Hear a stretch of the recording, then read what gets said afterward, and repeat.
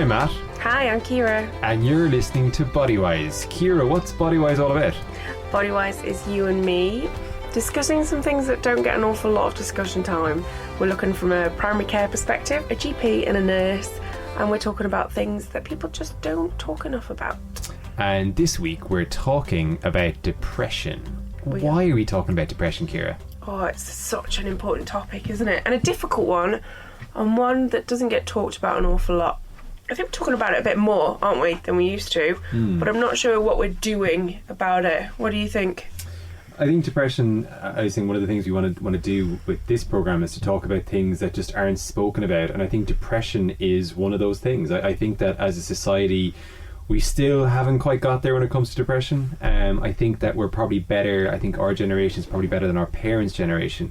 But I still think, and certainly as men, I just don't think we're good enough at talking about how we feel and talking about getting help when we need it. So I think it's important to talk about depression. I don't think we talk about it enough as people. Sure. And when we made our list of the topics that we wanted to cover, this was a high up one for you, and you said, I want to talk about depression, and I want to talk about depression in men.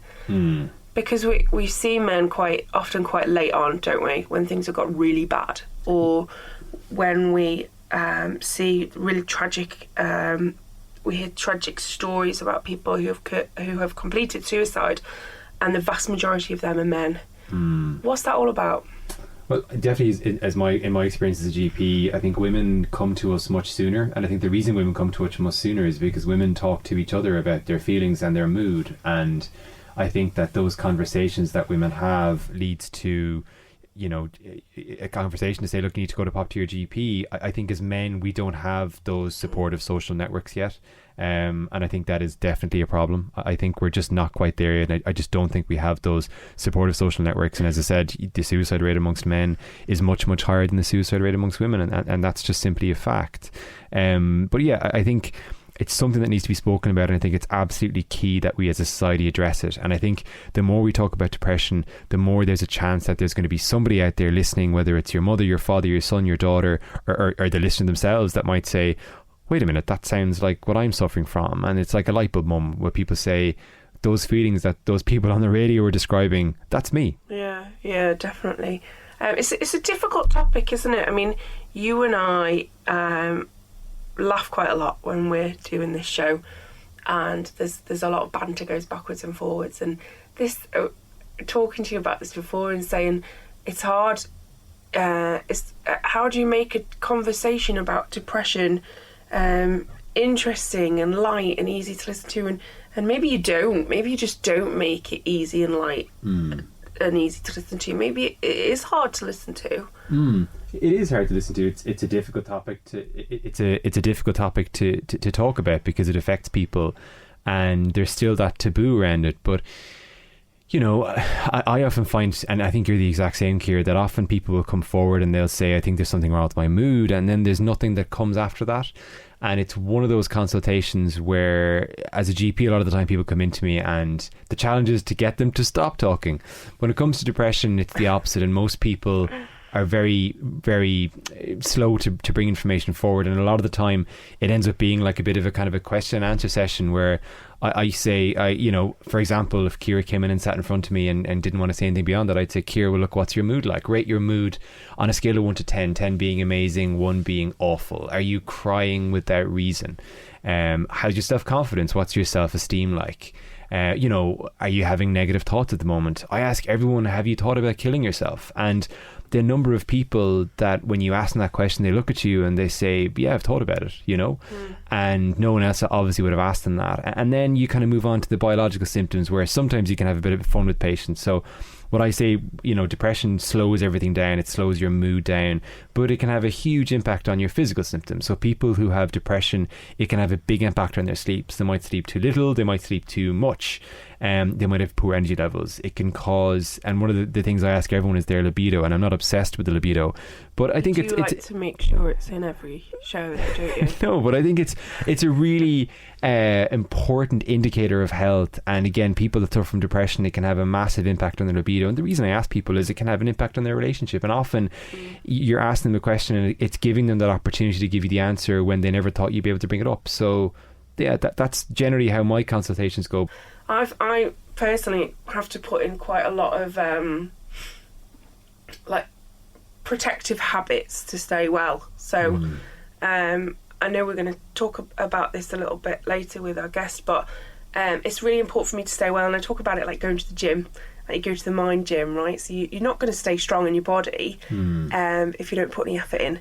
And I feel like you need to go to the mind gym to keep a healthy mind. So doing things like mindfulness, making sure I go to bed at a decent time and get up at a decent time, and like filling myself with nutritious food and spending time with my family is a super important part of keeping well for me. So first up, we're going to hear from Dr. Jocelyn McGrain, who's a consultant psychiatrist and who trained in psychology before he did psychiatry. And we're going to hear his perspectives on depression and what his thoughts are following 10 years of experience in dealing with the topic.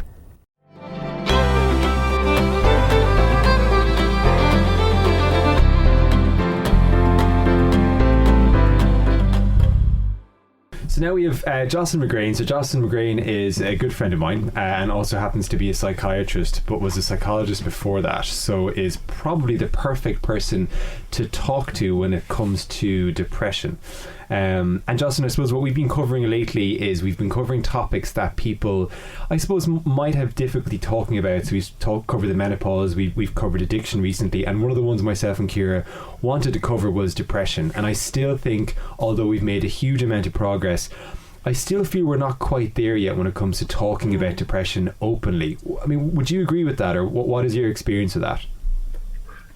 Yeah, I suppose, look, there's still a huge stigma around depression and I suppose mental illness and mental disorders and I suppose mental health difficulties in general. I think we've come a long way, like you said, and there's a big push, I think in general for people to talk about things, but I think we need to probably go beyond talking and how I suppose you can actually help people and direct people to the right ways to address their difficulties. I'm going to ask you the $1 million question, something that I get asked at work every single day. Like, what is depression and how do I know if I'm depressed? Yeah, I suppose that is... I don't doubt that you get asked that relentlessly, Matthew. But I suppose depression is a common and treatable illness. And I suppose most of us can feel sad or miserable at times, and then we can recover quite quickly from our sadness, especially if there's other good things in our life. But some people then do continue to feel extremely miserable for long periods of time, even though there's not really a clear reason why they're feeling that way, and they may feel it difficult to get through the day. And I suppose from my perspective, I get concerned when I see what is like moderate to severe depression, which is really a kind of miserable low mood with a couple of other features that go on for at least 2 weeks, and I suppose really starts affecting your day-to-day life. Like, it might be obvious to loved ones, to, if you're a kid, to teachers, to parents, or to work colleagues, or starts impacting on your work. That's when I suppose it tips over from general sadness, which is a normal human emotion that we all should go through, and then I suppose major depressive disorder. And we can sometimes jump too quickly to call sadness depression. And I think that's one of the ways that as a society, with the greater chat around mental health difficulties, that we don't lose sight of the fact that sadness is part of the human condition, but also not to ignore the type of sadness that has really dipped into more severe depression or moderate depression, and really address that. So if for someone who might be worried about a family member or friend, how would they know those differences between sadness and depression? What would the symptoms look like for someone that was depressed rather than just having a difficult time or feeling sad at the moment? Yeah, I suppose it can be quite hard for family members to pick out the differences. So I really do empathise with people that are trying to figure that out with a loved one who's going through that. I suppose the big things that, let's say, the NICE guidelines would say is, if someone stops enjoying the things that they usually enjoy, you know, if they're a really sociable person and they withdraw into themselves, if they're usually, you know, doing sports, or they're like, I don't know, they like going to cinema or whatever, and they just kind of stop doing those things, or it becomes clear that they're not as into those things suddenly without any clear reason why. The other things, I suppose, that are, I suppose, the big red flags to look out for is what we used to call, I suppose, physical signs of depression. That would be if someone has had unexplained or unintended, like, loss of weight, or unintended, like, putting on weight, and then with that kind of up and down in their appetite that really has persisted, and then these other things where they've lack of energy and all those things go in terms of that. There would be the kind of big things that just begin to wonder whether that's separating it out. I always ask people about libido, Joss, and I always say, what's your libido like? And people look at me like they've got two heads. But that is something that we see, and quite commonly I'd have people come into me and they're like, you know, my libido or my sex drive is low. That's something we see in people from depression, isn't it? That can be a symptom that people can attribute to that. Yeah, you're absolutely right. And I think it shows that there's a big stigma around that, because I didn't throw that one out as one of my first ones, but really that is something to try and explore as well with people. If someone does offer that up, you really have to be thinking, if you're seeing those other features with it, you really want to be wondering if it is like a depressive episode. And it's really hard for people to open up about that kind of thing, as you know. And that brings us very nicely onto the treatments for depression. And I suppose one of the big concerns, certainly I see in GP, is that people don't like talking about depression because they're worried that it's going to lead to medication. Obviously, you're an expert in the field. Could you kind of really simply explain to us, you know, when somebody needs to start an antidepressant, when someone doesn't, and when counselling enough is alone? How do you make that decision? I suppose, it's, so I've been saying that it's trying to, I suppose, distinguish whether the depression is mild, moderate, or a severe episode. So those milder cases of depression, which you may have those feelings of sadness, and maybe you might have one or two or three of the other features that I've been talking about already, like the sleep disturbance, that the loss of energy, and those people will probably most likely respond well to, you know, not an intervention that isn't medication based. So that's, you know, some form of talk and therapy. But when it gets to the more moderate or severe depression, then the evidence is there that you need a two-pronged approach, really, that you need the antidepressant plus one of the forms of talk and therapy as well. And the combination of both will hopefully get you through that depressive episode. And if someone's listening now and they're thinking, God, that sounds like I might be suffering from depression, again, I suppose the advice that myself and Kiri's been giving everyone is the first thing to do is to pick up the phone and make an appointment to your GP. Would you agree with that? I suppose I would, because the GP is probably best placed to distinguish mild, moderate, and severe. But, you know, at the milder level, going to a therapist or going to a counsellor in the first instance may also be the right thing to do. And I would often, advise people to do that as well as going to their GP and to, I suppose, get the ball rolling in terms of that. But from a safety point of view, I suppose it's best going to the GP, and a counsellor and therapist obviously can't start you on medication, whereas a GP can. So that was a really interesting contribution from Dr. McGrain. What were your thoughts on that, Ciara?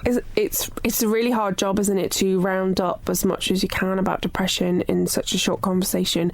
There'll be more to listen to on our podcast for sure, but it was great just to get a good outline from him about what to look out for and what we can do for friends and family. And hopefully people will have taken home some useful information from that. Ciara, who do we have up next? I was very lucky to speak to a couple of local people who were happy to talk about their experiences with having depression.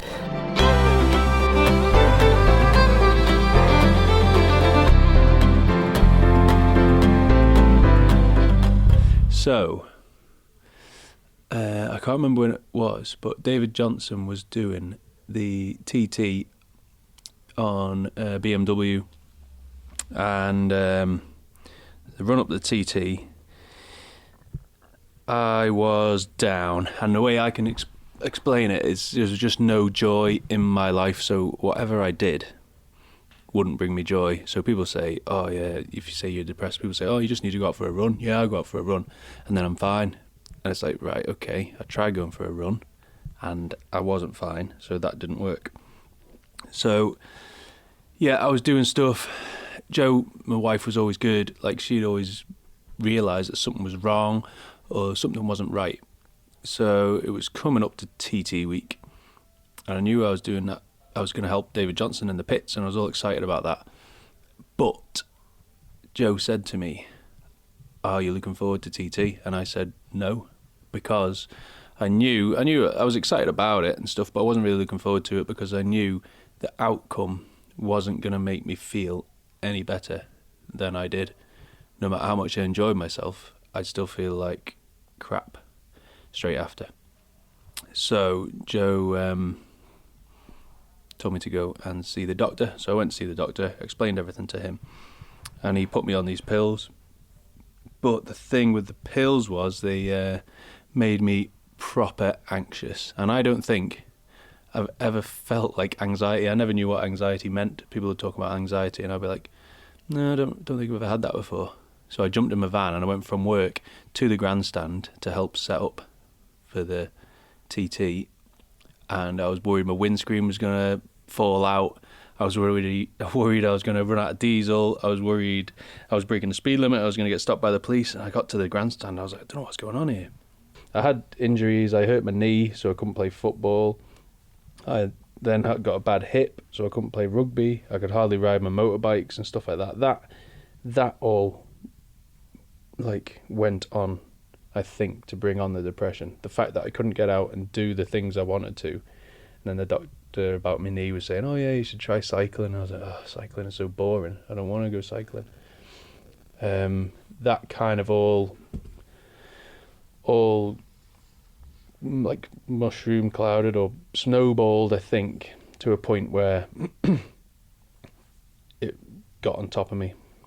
I went snowboard, and I remember going snowboarding with a couple of my friends and their sons and my son, and we all went away, and that snowboarding holiday, this was before I was on the pills, is just like a blur. And I love snowboarding. It's amazing time of the year, going away and stuff like that, and I love it. But I may as well not have gone, because I don't hardly remember the trip. It was almost like a chore getting up to go snowboarding in the morning. I knew we were going, I knew we had to go, and I'd be like, right, come on, let's go. And I'd get up and I'd be like, because I get back down after being in the lift. Should have been full of endorphins, should have been loving life, but just nothing there. Meh. So I took them pills, and then from kind of that TT on, I was sound. I'd have ups and downs. My mood would go up. Sometimes I'd be loving life, my mood would go down. But before I took the pills, there was no change in my mood whatsoever.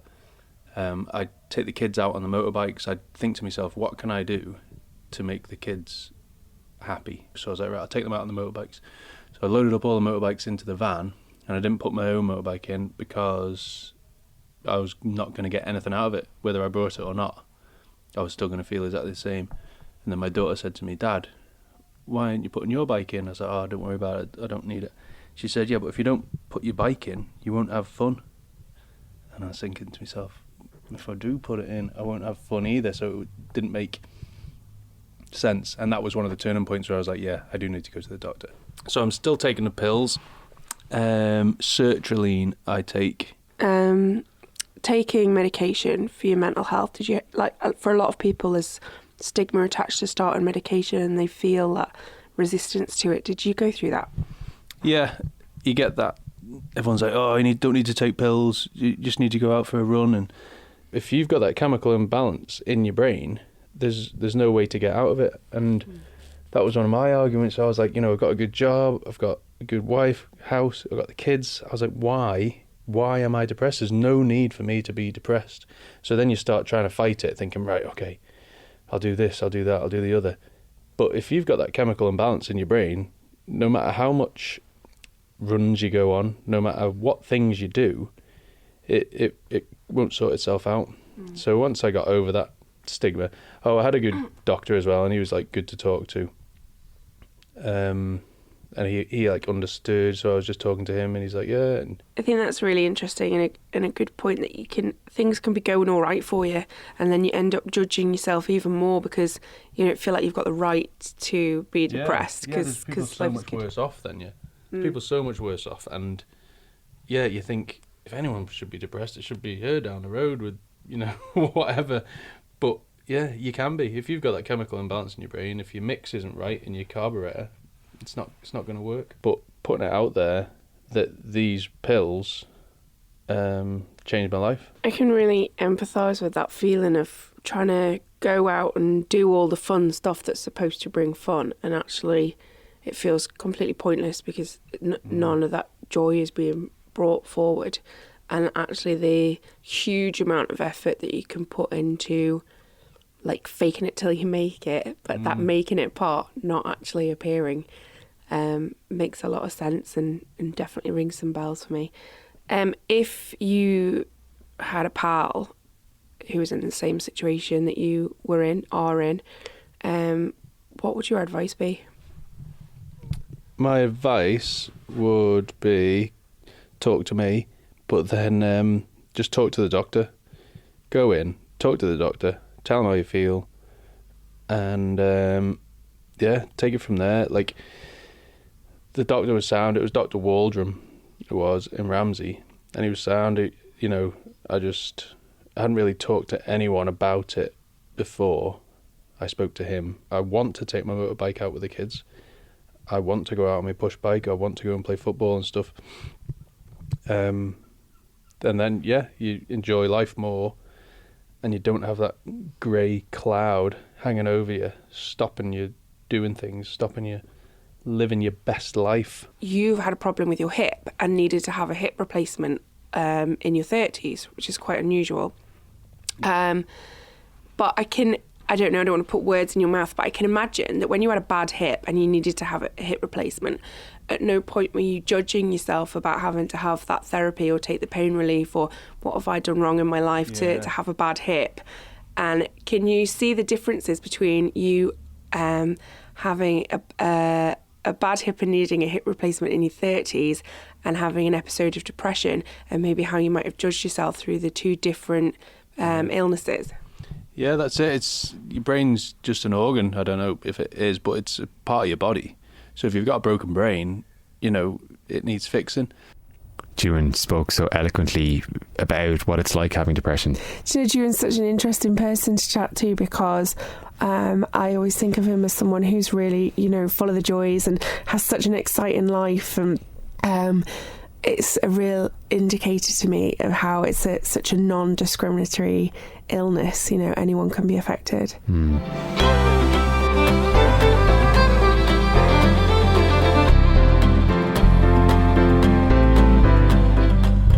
Thanks for talking with me today, Jay. Could you tell me a little bit about what you do in your company and also your background in healthcare? Yeah, of course. So my background is as a mental health nurse, and I'm proud of the fact I trained here on the Isle of Man a few years back now. And I also, since then, have qualified as a cognitive behavioural therapist, which is a type of one-to-one or group-based talking therapy. And I specialise normally in working with young people or children and parents, but with adults too, I suppose. And I also deliver mental health first aid training, which is a piece of training that can qualify people as mental health first aiders. So essentially people that can respond helpfully to somebody in distress. And a big part of me actually becoming an instructor was the fact that one of my friends, who was also a mental health nurse, not on the Isle of Man, died by suicide. And since then I realised that actually it's not just mental health professionals, nurses, doctors that need to be competent in helping people when they're distressed and depressed or anxious or thinking of suicide, for example. But actually every single one of us needs to play a role in preventing suicide and just feeling confident in helping other people. So often people don't want to say anything because they feel too nervous to, or they're worried to say the wrong thing. And actually we just need to be able to have a little bit of confidence in ourselves to have those conversations and start up a bit of a chat. So the first aid course that you run, the mental health first aid course, that's something for is that something for managers and healthcare professionals? Well, it can be a whole range of people. So I deliver a couple of different types of courses, different lengths, but generally there's an adult version and a youth-focused version. So the adult would be for anybody that works maybe professionally with adults, who were maybe a carer, healthcare professional, but it also could be a line manager. HR manager is a really common person that might come on to one of these courses, or it might even be somebody that simply wants to be somebody in their community that can help others.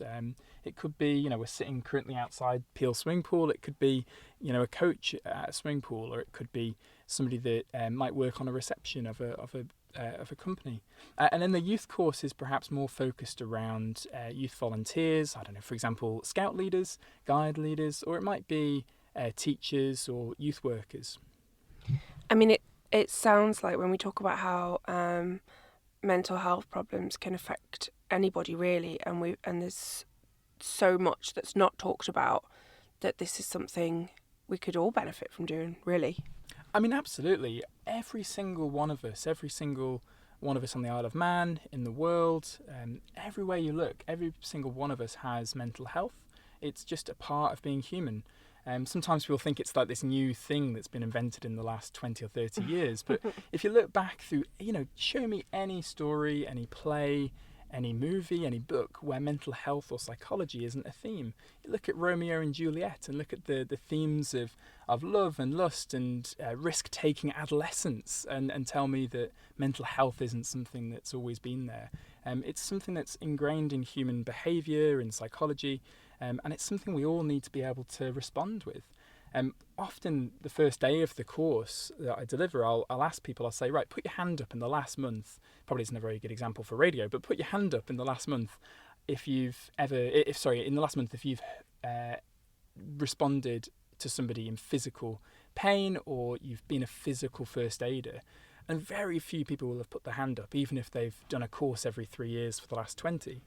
If you ask, right, put your hand up if you've responded to somebody that's been upset, anxious, upset about an event, upset about a particular situation, almost every person puts their hand up. And that really tells me that we all need these competencies a lot more regularly than somebody that's trained in physical first aid, although that is, of course, very important as well.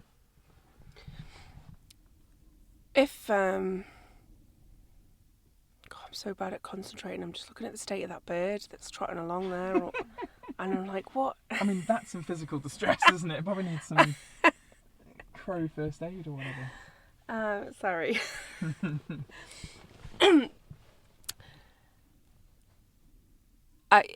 I've lost my thread here.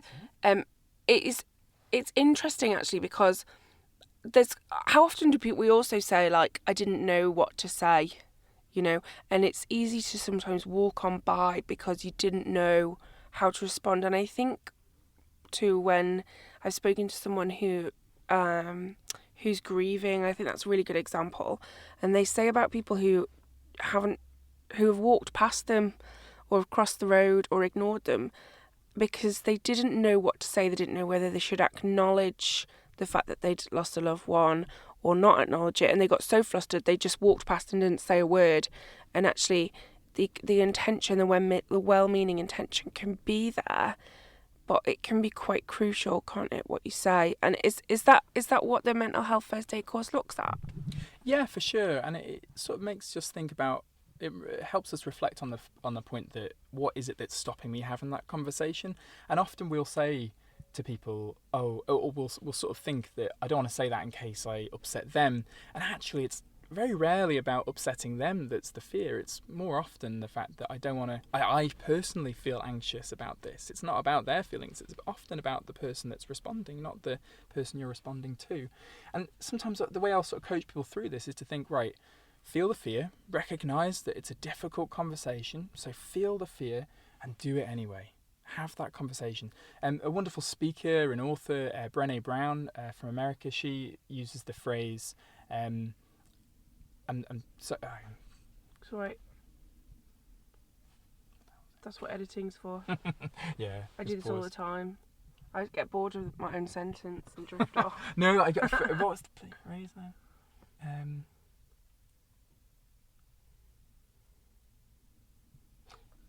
So a wonderful author called Brené Brown, who speaks a lot about empathy and the power of empathy and trying to understand what empathy actually is. She speaks and says, well, actually what we can say is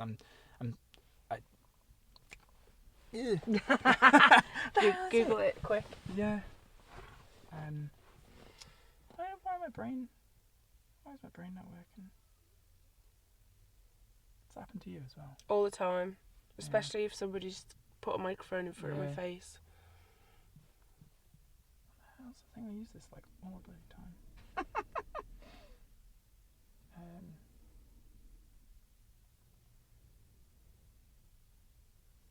That was it.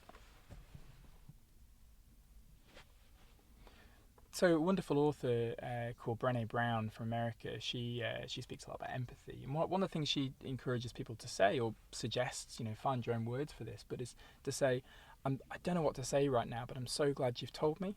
And it's this idea of, we don't have to have something prepared, ready to say to somebody. We don't have to come out with some eloquent life lesson or some massive, profound thing. Sometimes it's about just recognizing that this is really awful, and there's no, you don't have to put a positive spin on it. There's no need for that. It often makes people feel worse. It's often kind of just trying to deflect the sadness from them. And we just recognise it. Yeah, this is awful, and I'm really sorry to hear that. And I'm really glad you've told me. I'm really glad we can talk about this. You don't have to kind of provide an answer or a solution to this person. You just need to be in that space with them and sit with them through that. And that takes a lot to tolerate as well. You've got to connect with something about this person that you can relate to and get on their level. Another thing that often gets in the way is this need to kind of share our own stories as well. And sometimes that's appropriate. Very often, actually, we just need to kind of keep our own opinions and ideas to ourselves and just hear this person out and hear what they've got to say, really. And we don't have to respond with anything particularly clever or wonderful. You, as well as running your mental health first aid courses, you're also a cognitive behavioural therapist. Could you tell us a bit about what that is and the kind of person that would help? Absolutely, yeah. So cognitive behavioural therapy, it's a type of talking therapy that essentially has evolved over the last 50 years or so. And if we break it down into, essentially, if we break our mental health down into 4 areas, we think about emotions, so happy, sad, anger, disgust, fear, anxiety, that type of thing. So there are our emotions. We've got these massive physiological feelings that happen in our body all the time. So when it comes to anxiety, it might be the racing heart, it might be the sweaty palms, for example. When we think about our thoughts, so that's also the way we talk about ourselves, and it could be how we process our day. It could be, what am I going to have for dinner later, through to beliefs about ourselves that are deep and quite profound and shape the way we see the world. And then the last thing is the behaviour, so the things we do or don't do. So a behaviour could be going for a walk, it could be avoiding a social situation, it could be delaying replying to a text for 2 days, it could be making sure that you reply to every single text as quickly as possible. So our mental health is a combination of those kind of 4 things, essentially, and they all bounce off each other. So a particular behaviour changes how you feel emotionally, maybe triggers some physical feelings, and then some thoughts might come along as well. And it all kind of mixes and matches between those 4 areas, essentially. And cognitive behavioural therapy, in a nutshell, is to look at those 4 areas and learn ways of either coming up with alternative behaviours, for example, or alternative thoughts, through to trying to change some of the physiological feelings that we have. So, for example, if we think about thoughts, it's about breaking down what we think and how we think, and trying out different ways of coaching ourselves through situations, or trying to pull apart these maybe concrete thoughts that we might have that might be, for example, really negative or really drastically dangerous predictions about the future. And we try and break them down and look at the evidence for those thoughts, and we try and mould and shape our thoughts going forward in a more helpful and healthy way. And then when it comes to the physiological side, so that might be about trying to calm the physical responses to anxiety. It might also be trying to boost our energy levels. It might be looking at what we eat, how we sleep, what we drink. And then when it comes to the behaviours, it might be trying out or testing new behaviours. It might be going to take part in something or volunteering. And essentially, CBT looks at those areas as a way in to change how we feel on a day-to-day basis. How long does it take someone to make those changes using CBT? Oh, that's a brilliant question, and it really depends on the person. It also depends, so like we can all change how we feel by using CBT approaches, and that might be somebody that's doing really well and actually they want to increase their confidence in this particular activity, or let's say they've got a phobia. So CBT, a really classic way of dealing with a phobia. So it could be somebody that's quite happy and well generally but wants to make a life change, or it could be to somebody that is severely unwell with a mental health illness, and that might take a bit longer, and they might need other approaches alongside CBT as well. So it's a really broad spectrum depending on the person, and depends on what the goals are as well. CBT is very much about finding out what that person wants, setting a goal, and then working towards that specific goal. It's not like a therapy session where you just talk for 20, 30, 40 sessions. It's quite specific and meaningful in that way. And sort of a general rule of thumb for somebody accessing cognitive behavioural therapy might be between 12 and 20 1 hour, 50-minute sessions. That's a general idea. And if that was something that a listener wanted to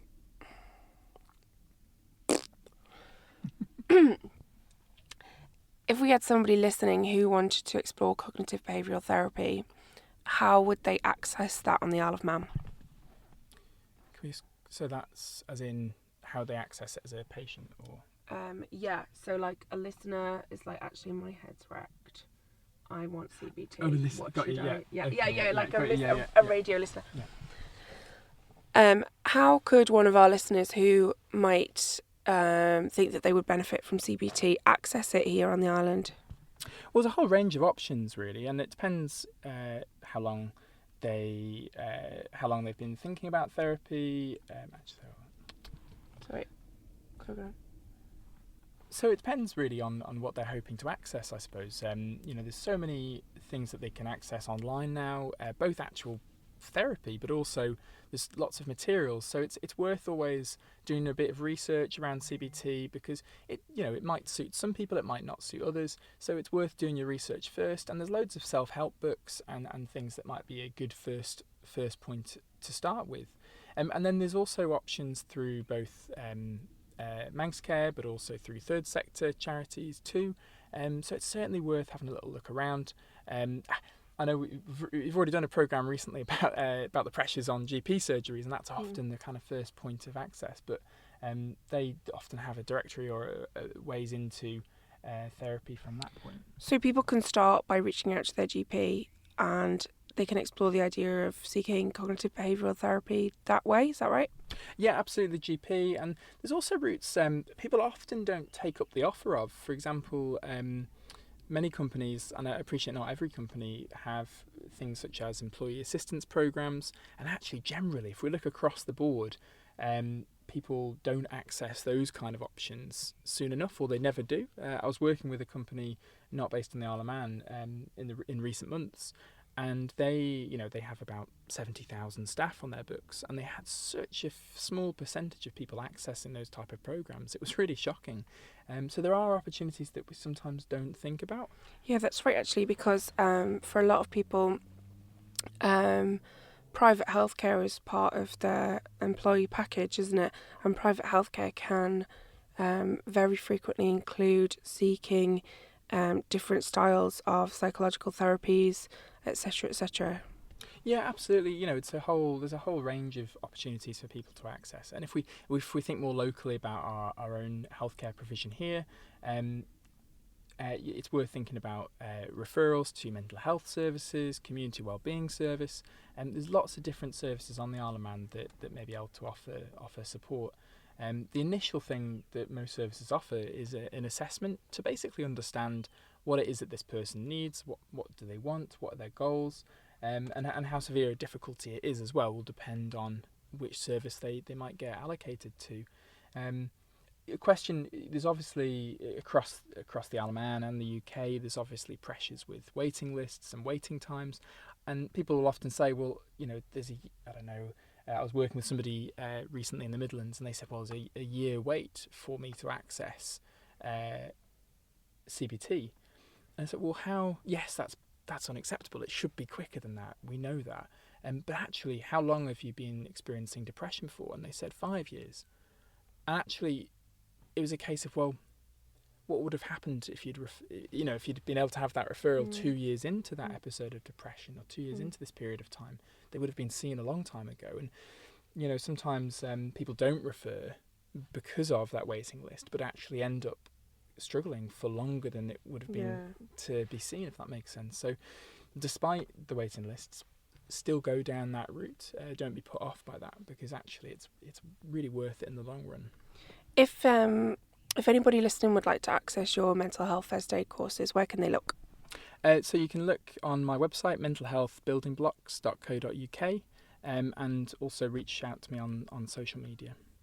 Thanks so much, Jay, for talking to us today. It's been brilliant.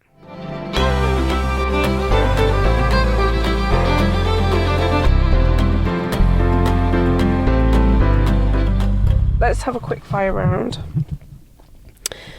Question and answers with Jay. No pressure, hey? Answer these questions. Why do men suffer more with depression? Really good question. I suppose they do statistically, but also we only know based on the amount of people that come forward and the amount of research that's done, and mental health in general is under-researched, underfunded, and also so many people in our society don't feel able to come forward that we get a good idea from research, but it's limited, so the picture is actually probably a lot worse than we even expect, sadly. In general, when we look at depression, we need to think about the things that maybe have started that. So it might have been some sort of loss or change or transition. So a bereavement, for example, is a really common one. A loss of job, a loss of employment, or change in employment. A big one is men in their 30s and 40s, a really common time for divorce or a relationship breakdown as well. So often some clear triggers.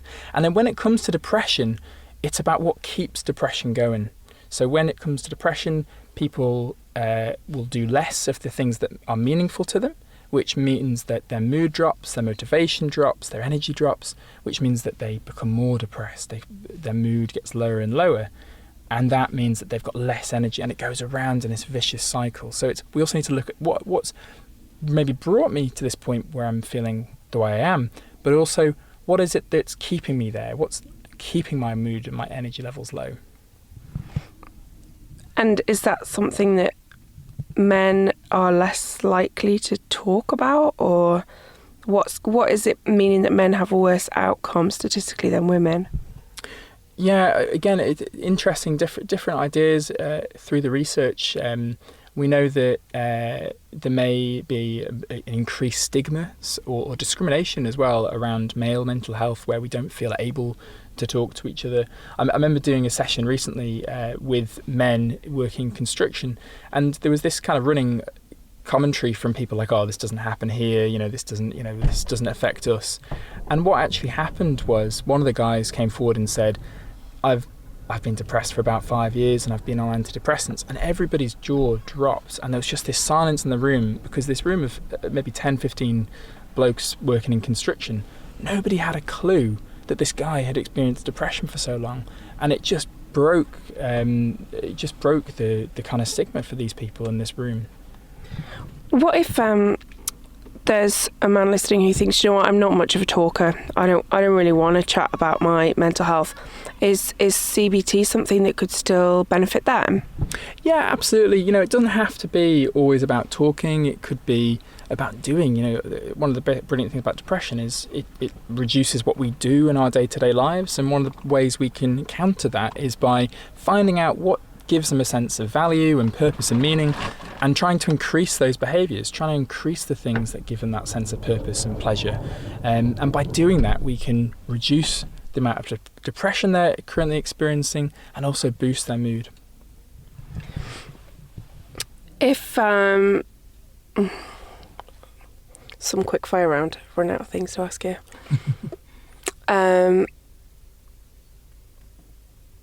If you've got depression and you've also got substance use problems, can you still seek CBT help? Yeah, you should be able to. There may be a need for somebody to access more specialist support. So it may be that the complexities involved with both a addictions problem and also depression may mean that some people may not be qualified to support that person, but in general, yeah, you should be able to access talking therapy. And actually, there's a whole CBT, cognitive behavioural therapy, protocols and ways of delivering treatment to people with addictions. So CBT can be applied and focused in on an addiction-related problem, or it can be focused in on the depression, or a bit of both sometimes as well. What if you're so depressed that you can't brush your own teeth, you don't have the motivation to change your socks? How on earth can you rock up for therapy in that situation? Do you know what? Absolutely, it's so challenging for people to be able to do that, and when they're at that point in time, we really lean on the support of friends and family to be able to care for that person and support them. And that's where things such as when people have a limited social network, a limited family support, it's really detrimental for them, because there's just not that kind of pickup or that kind of hands-on support that person might need. And there should also be, we need to get to a place where we're able to access online sessions, for example. Do you know what? COVID's really changed that. I'm not sure exactly how it's changed here on the Isle of Man, but COVID's really changed the fact that actually there's so many therapy services. I was working in one of them where you can speak to somebody on the phone, and you can be in your kind of weekly therapy appointment without having to move, because everyone has that opportunity to maybe on the phone or a video call rather than through having to actually go to a face-to-face appointment. Yeah, 100%. I know in general practice we have been able to offer people a lot more virtual consultations, and often the feedback for that is quite negative, and people say, I just want to see someone face-to-face, and that's fine, like that's an option that's available. But for a lot of people, being able to have these remote consultations, to be able to have a virtual consultation has really made a lot of things more accessible. What would you say to someone that said, I tried talking, tried that before, it didn't work, made me worse?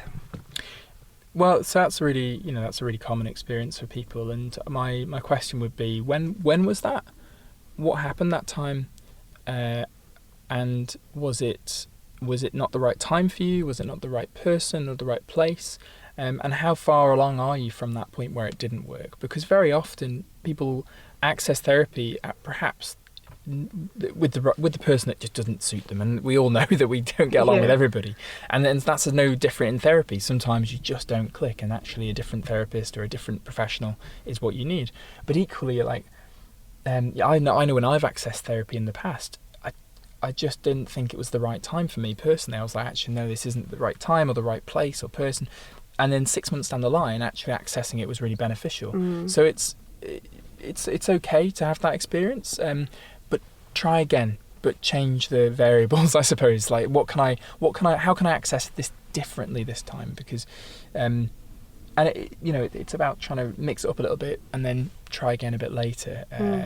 If you wanted to get physically stronger and you tried a particular sport, actually, and that didn't suit you and you didn't like it and it didn't make you particularly stronger, it doesn't mean all sport isn't going to make you fitter and stronger. Actually, what else can I try? Is there a different thing? If it's not badminton, can I try football? Can I try? So it's a little bit. So I went for a jog once, didn't like it. Never going to do any exercise again. It's not like that. Yeah, and sometimes that. Sometimes when it comes to exercise, that might be about a shameful, embarrassing experience. It might be about how you feel about yourself on a body image level or a personal value level. And that obviously makes things more complicated. But if we just roll with, I've probably murdered this analogy a little bit, but if we just think about it in terms of actually, that was this one time I had this experience and it wasn't very helpful. What could I try to do differently that might be more helpful? It's really interesting hearing you talk about accessing therapy when you're well as well. And I've been quite vocal about my past experiences with mental health, especially for this episode. And something that I've learned along the way is, quite often we access therapy when we're absolutely in the bin.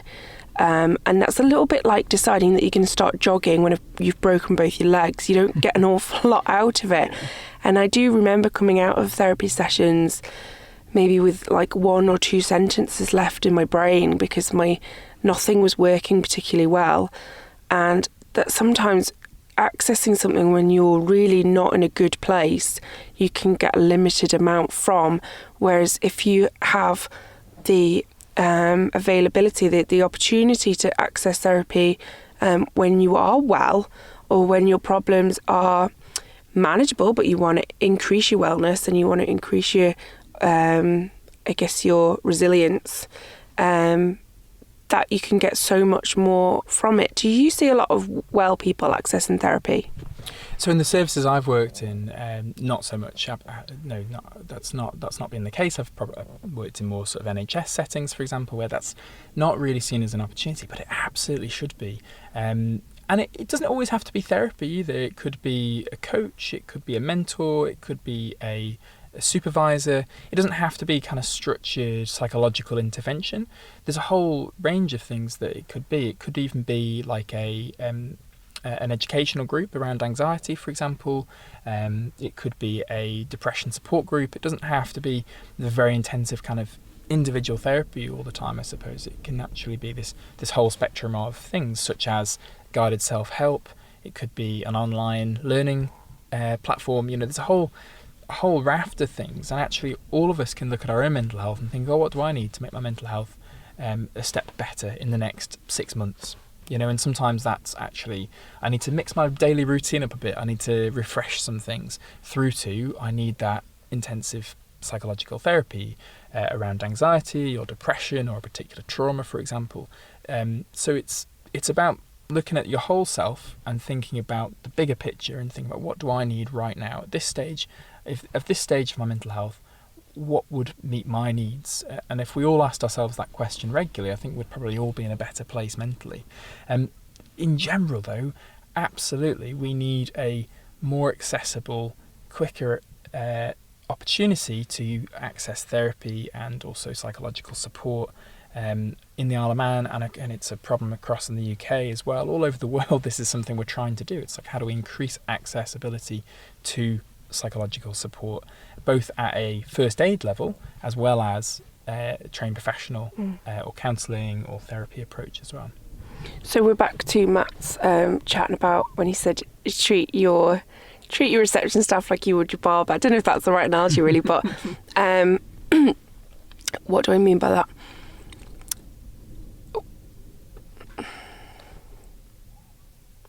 Wouldn't it be great if people accessed talking therapy, in the same way that they access beauty therapy or going to the barbers or hitting the gym when they're well to increase their strength? It's like keep their well-being strong and increase that resilience and that mental strength, and that would be a pretty good way to work forwards, right? Yeah, absolutely. And mental health is relevant to our school settings, our home life, and also our work life as well, and our further educational setup as well. It needs to be embedded across all those different aspects. So wouldn't it be great if you could, as part of your work, there was a real focus on mental health? Actually, it would benefit the employer, it would certainly benefit the employee, it would benefit the product or whatever you're working on as well. But it needs to be embedded throughout. And yeah, it should be easy, accessible, And also there should be less stigma attached to it. Let's talk about the fact that, we've been to therapy, or actually the fact that, this one time I accessed psychological support and reduce that stigma, because there's a fear of I don't want to, you don't have to explain everything or why you went to therapy, but just being open about the fact that that's an option that you've taken. I want to see bosses in workplaces or employers saying, yes, I've accessed therapy before. Obviously, if it has to be genuine, but that openness and transparency is a real sign of leadership as well. We need people to be able to say, yeah, I went to the barbers, and yes, I also have been to therapy at some point in my life. For example, healthcare professionals, the opportunity for healthcare professionals themselves to access therapy is really limited, and that's something we've got to change as well. If anything, if we learn anything from the pandemic, I think people have had a bigger respect for, or a greater respect for, the pressure that healthcare professionals are under. And then we need to think, well, actually, how much psychological support do our healthcare professionals get?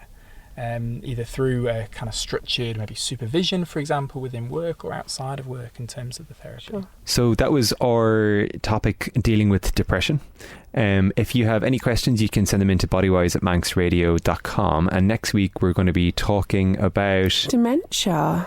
A difficult topic, and one that has affected, I think, probably every family on the Isle of Man at some point in their lives. Oh, I mean, we're moving from one really quite highly charged emotional topic to another, aren't we? But they're both really important, and I know they're things that we wanted to address and that other people maybe don't talk enough about.